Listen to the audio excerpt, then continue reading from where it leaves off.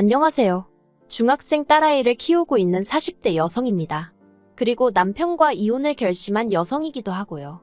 남편과 이혼을 결심한 이유는 앞으로 차차 설명하겠지만 남편은 제가 돈에 환장해서 그런 거라는데 아니거든요.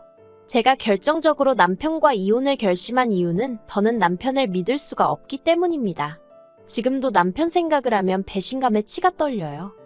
몇 번이나 딸아이를 생각하면서 이혼만큼은 피하려고 했어요. 아이 대학 갈 때까지만이라도 겉으로라도 사이좋은 부부인 척 연기하며 살아볼까 그런 생각도 했고요. 아무래도 부모가 이혼을 하면 아이 학업에도 지장이 갈 것 같았고 자기 꿈을 위해 열심히 매진하는 딸에게 부모로서 더 도움이 되진 못할 망정 스트레스는 주지 말아야지 싶었으니까요. 그런데 눈치 빠른 딸이 저더러 지나가는 말처럼 자기는 괜찮으니까 엄마 하고 싶은 대로 해? 그러대요. 그리고 그 말이 저에게는 정말이지 큰 힘이 되었습니다. 그래서 굳게 마음을 먹고 남편에게 이혼하자 할 수 있었어요. 지인의 소개로 남편을 만났을 당시 남편은 작은 카페를 운영하고 있었고 저는 소위 상위 10대 그룹에 들어가는 회사에 다니는 직장인이었어요. 첫 만남부터 남편은 저에게 첫눈에 반했다 말하며 이후로 저에게 간이고 쓸개고 다 빼줄 만큼 잘하더라고요. 그래서 솔직히 남편에 비해 여러 가지 조건적인 측면에서 제가 아깝다는 사람들의 의견을 뒤로하고 남편과 진지한 관계를 이어나가게 되었네요. 그러다 사귄 지 1년 좀 넘었을 무렵 제가 해외지사로 파견 근무를 나가게 되었습니다. 그리고 일 욕심이 컸던 저는 그 기회를 포기할 수 없었기 때문에 남편에게 헤어지자 했지요. 그런데 남편이 자기가 하던 카페를 접을 테니 자기도 따라가면 안 되겠냐 하는 거예요. 그래서 그건 너무 부담스러워서 싫다고 거절했어요. 솔직히 당시에 저는 남편과 결혼까지 생각해 본 적은 없었거든요. 하지만 제가 파견 근무를 나간 지 2달 만에 남편이 연락도 없이 정말로 카페를 접고 제가 있는 곳으로 온 게 아니겠어요. 그리고 저는 그런 남편을 차마 밀어내지 못했습니다. 어느 정도는 도의적인 책임감도 느꼈으니까요. 그래서 2년의 파견 근무를 마치고 부부의 연을 맺게 되었습니다. 한국에 돌아온 이후 남편은 다시 카페를 차렸고 저는 저대로 계속해서 직장 생활을 이어나갔습니다. 그리고 벌이는 이미 소개팅을 했을 때도 제가 조금 더 잘 벌고 있는 상황이었고 그래서 남편에게 큰 기대라는 건 없었어요. 하지만 어쩐 일인지 세월이 지나도 남편의 벌이는 나아지질 않았고 그렇다 보니 제 월급에서 상당 부분이 생활비로 지출될 수밖에 없었지요. 참고로 지금이야 반반 부담이니 생활비를 각출해서 쓰니 하는 부부들도 많지만 10여 년 전만 하더라도 그게 그렇게 흔한 일이 아니었거든요. 그렇다 보니 막말로 돈이 안 벌려서 없다는 사람을 쪼아댈 수도 없어서 그냥 그러려니 생각하고 살았습니다. 그러다 한 3, 4년 전부터는 어째서인지 가져다주는 생활비가 100만 원 남짓으로 팍 줄었습니다. 그리고 그 시기에 아이가 미술의 재능을 보이기 시작해서 교육비로 돈이 많이 들어가기 시작한 때였거든요. 그래서 어쩔 수 없이 제가 남편에게 왜 이렇게 요새 가져다주는 생활비가 적냐고 물었어요. 그러자 남편이 장사가 안 돼서 그런 걸 어쩌냐는 식으로 나오더라고요. 그런데 그 태도가 솔직히 뻔뻔하다고 해야 할지 하다못해 말이라도 미안하다 한마디 했으면 저도 그렇게 마음이 상하지는 않았을 겁니다. 그런데 정말 없다는데 네가 어쩔 건데 라는 식으로 나오니까 저도 순간 욱하더라고요. 아니 순간이라고 표현은 했지만 지금 생각해보면 언젠가 사정이 나아지겠지 생각하며 마음을 달래온 게 수년이었으니 그때 터져버린 게 아닌가 싶기도 해요. 그래서 제가 남편더러 그렇게 장사도 안 되는데 뭐 한다고 붙들고 늘어지고 있냐고 돈이 되는 일을 좀 찾으라고 화를 냈습니다.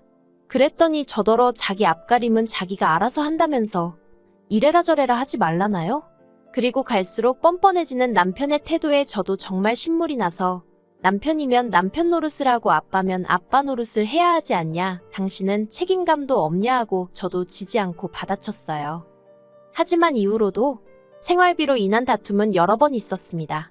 그리고 그 내용이 너무 구질구질하고 궁상맞아서 하다못해 친정에도 마음 편히 털어놓아 본 적이 없어요.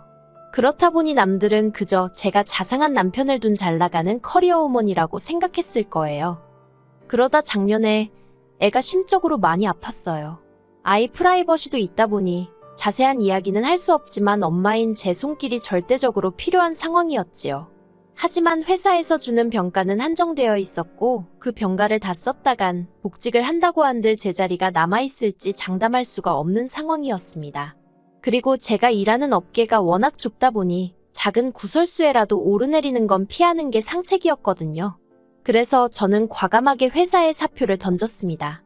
그런데 아이가 아파서 제가 집에 있는 동안에도, 그러니까 제 수입이 끊어지고 난 이후에도 남편이란 작자는 절대로 생활비를 100만 원 이상 가져오질 않더라고요. 그래서 한 번은 제가 도대체 이걸로 어떻게 생활을 하라는 거냐고 따지고 드니 저더러 한다는 말이 돈 벌 때 따로 안 모아놓고 뭐 했냐입니다. 어이가 없어서 따로 어떻게 모으냐고 따졌어요. 아파트 관리비며 보험료며 이것저것 돈 들어갈 거 투성이었는데 당신이 얼마나 가져다 줬는지 생각해보라고. 장사한다는 사람이 그 정도 계산도 안 되느냐고요. 그리고 이건 여담이지만 물론 제가 번 돈을 전부 다 생활비에 썼던 것 아니에요. 일정 부분은 재테크도 하고 있었고 집도 2번이나 넓혀서 이사를 했습니다. 하지만 남편은 그런 모든 과정에 있어서 관심이랄 게 없었으니 딱히 느낀 바가 없었던 거겠지요.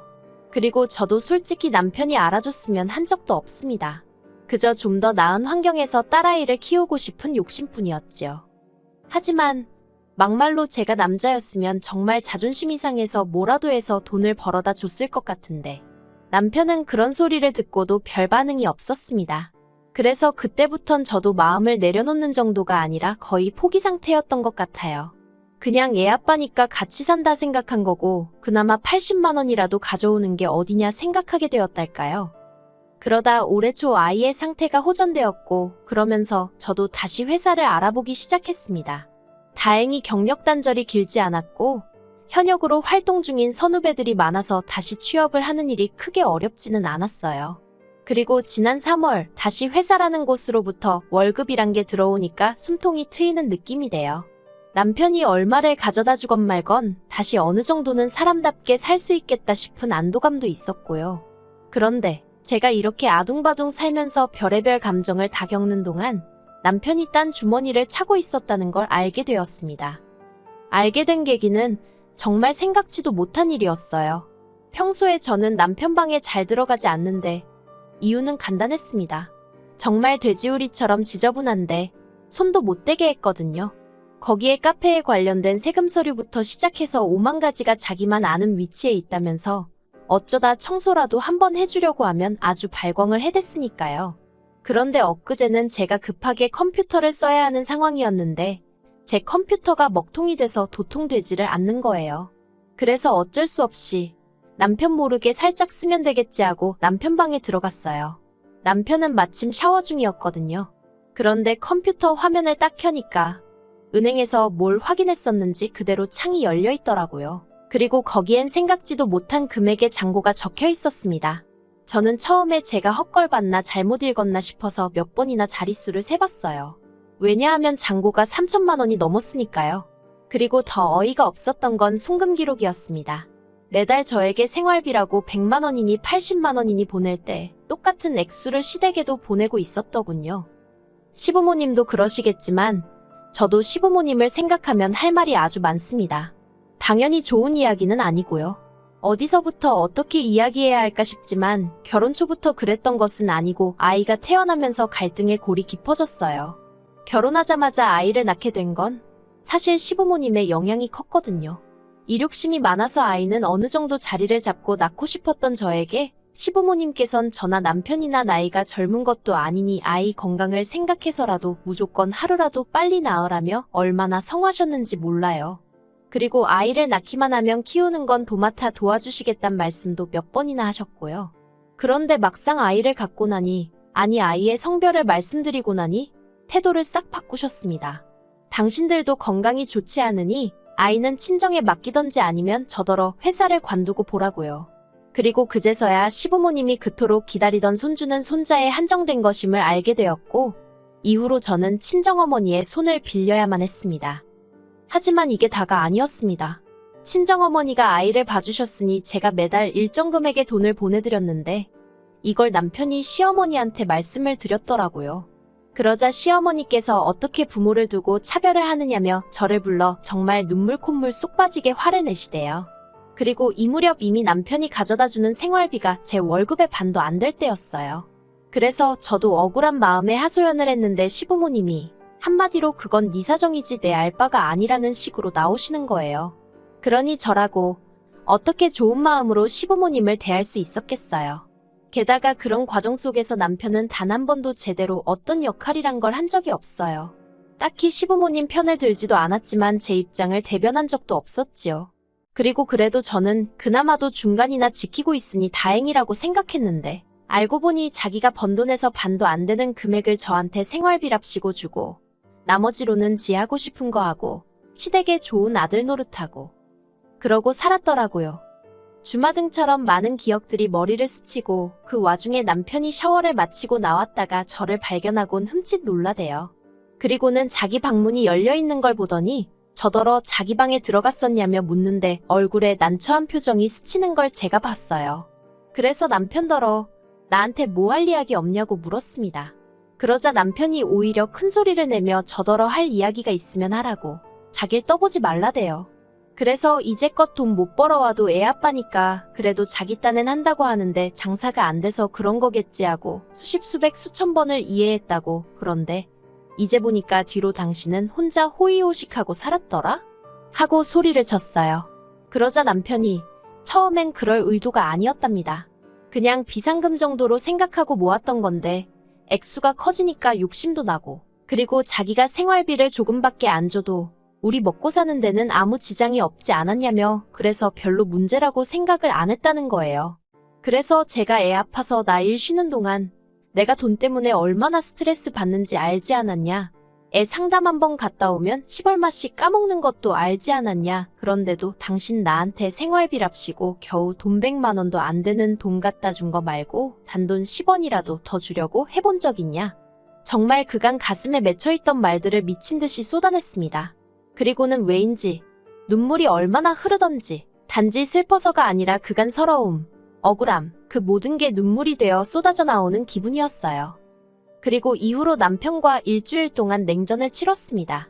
정확히 말하자면 저는 남편을 없는 사람 취급했고 남편은 그런 제 눈치를 보더라고요.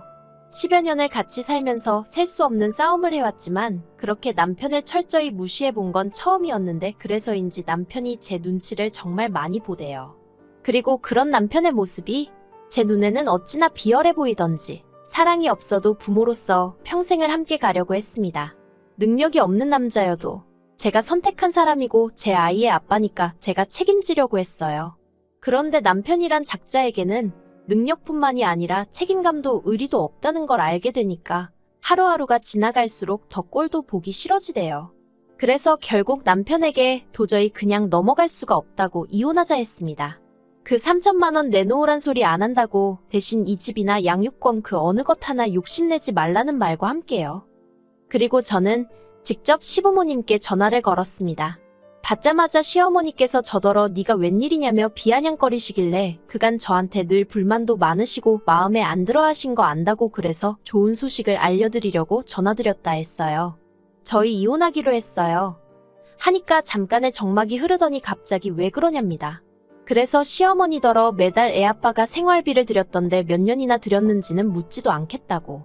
하지만 작년에 한참 애 때문에 생활비가 빠듯해서 생신 한번 건너뛰었을 때도 저한테 몇 번이나 짜증을 내지 않으셨냐. 그런데 보니까 그때는 애아빠가 심지어 평소보다 50만 원이나 더 보내드렸던데 그걸 받고도 나한테 짜증을 내고 싶으셨냐 물었습니다.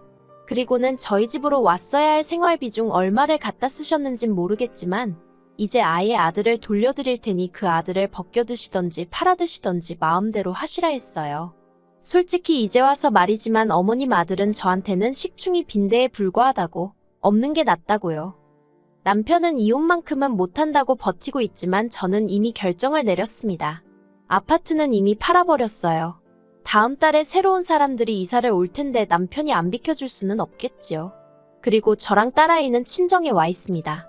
친정 부모님은 제가 이혼하기로 했다니까 처음엔 이혼만큼은 안 된다. 돈 있고 사람 낳냐 사람 낳고 돈 낳지 하셨지만 그간의 사정을 들으시더니 지금은 친정아버지께선 남편이 당신 눈에만 띄었다간 아주 사지를 찢어놓겠다고 벼르고 계세요.